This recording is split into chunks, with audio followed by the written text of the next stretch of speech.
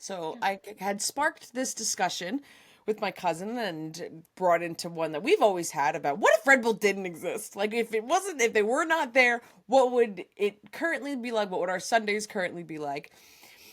And And disclaimer, this is all just for fun. We're doing this because we can, and it's fun. yeah, it was That's all. literally just for funsies. And don't worry, I don't think we're suddenly gonna like delete Red Bull from society in the Twilight Zone. Don't worry, you don't have to live into this reality if you would like to prefer, this is a thing. If like that this isn't a thing, you can skip ahead. But I think it's just really fun to imagine here's what we would be, here's everything. So what my cousin had started doing is he did this all by hand, removed Max and Checo from the equation.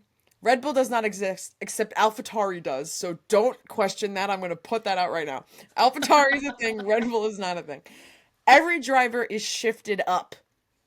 Every fastest lap time is the next fastest lap time. Sprint race, everything is shifted up. And the entire season is recalculated to give you what the current driver standings and constructor standings would be if there were no Red Bull. And a reminder, this isn't super obvious because there's so many more points for P1 than P2 and P3 that it's like not a guarantee that it's just like if you can't just like take Max and Checo out of the drivers and then auto shift everyone up because like winning a race is so much more substantial. Sorry, that was my disclaimer just in case like not everyone's going to know the points at the back of their hand. So today, I am going to present, and Briana hasn't seen this just yet, what this alternate reality of no Red Bull except there is an AlphaTauri Formula One would be. And we're going to start with the Constructors Championship, since technically that's been wrapped up this year. Where would we be if there was no Max? Should I start from the bottom? Build suspense? Yeah, let's build up the suspense. Yeah. P9, we got Haas 20 with 24 points, AlphaTauri with 28 points, Alfa Romeo with 37 points, Williams 52, Alpine 141, McLaren 254. And now where everything gets interesting, because you can see this definitely shifted at some point in the season. Before you go through that, I just want to point out that the difference in the bottom five, or like now constructors versus like what they are. Alternate so like reality. Yeah. So Haas is currently 8th. They would be last here. AlphaTauri is currently 10th, and they'd be second to last here, so they got to move up.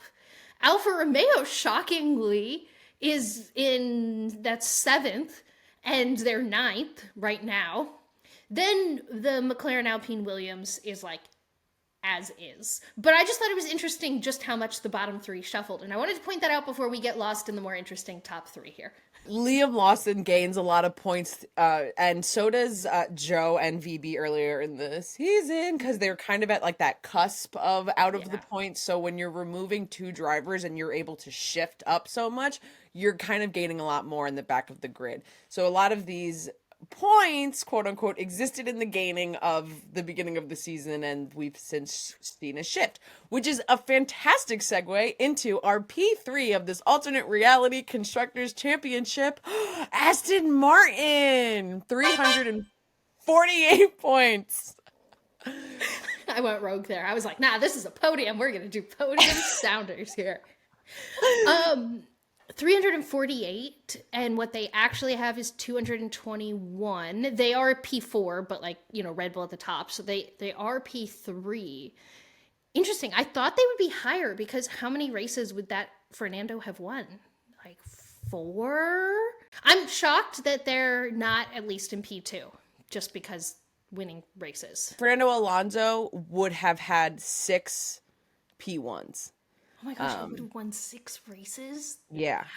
But is that the highest on the grid? Like he would have been winning the most races, it would be the highest on the grid, but then he starts to fall off into like there's like not points. Lewis falling in, like he'll have 2 P1s and 5 P2s, and like there's certain shifting here that like puts other teams in like a Better lot positions. of higher points. Yeah.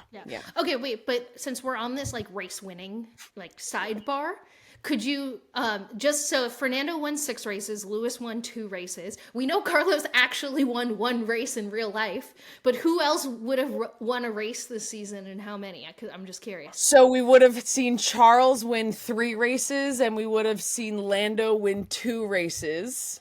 And on one of these beautiful spreadsheets will tell me exactly which race that would have been. You don't need to do that. No, I will. We would have seen Azerbaijan P1 finish for Charles and in Austria finish for Charles.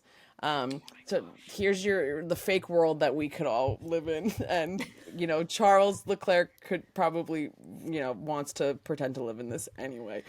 So since we, I mentally would like to live in that as well. Wait, okay. So that means that in this world, Fernando has won 6 races. So Aston Martin has won 6 races, and they're only P3.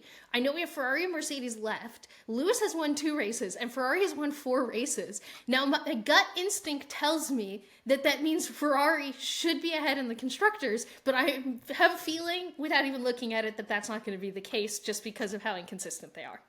You would be thinking correct, because the P2 in this fake constructors is Ferrari. 384. You can see like a good drop off in races where, like someone doesn't finish or someone doesn't finish. Wait, but this is like... Okay, and then Mercedes is like probably a constructors champion, like in this alternate reality. There's just a lot more higher ending finishes. Looks more like a double P5 finish, like P5 and higher finish for Mercedes and such and things.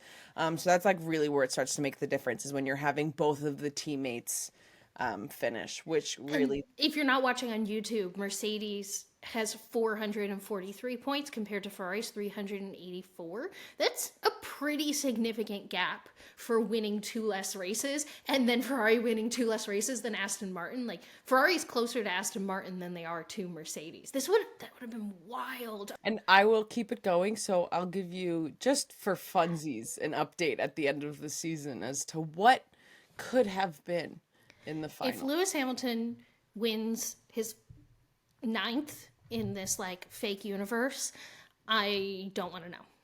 Okay, so if we never do this again, this is where it finishes. Lewis was P1, Mercedes also wins. If you don't see this information ever again, there you go.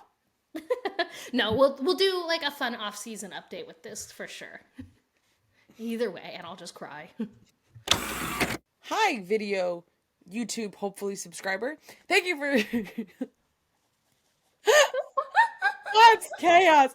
Thank you for listening to this highlight from episode 37 of Gridwalk. Don't forget to like and subscribe. You're so much cooler if you subscribe for a bunch more of F1 videos. And if you watch this whole thing, I promise you the whole episode is very much the same, if not more fun. And you could watch the whole thing right now. You can click right here. Ready? Click, click, click. Oh, it's this way. Click, click, click, click, click. I need to lay down. I've pointed this way for 37 weeks. What? Goodbye. Thanks for listening.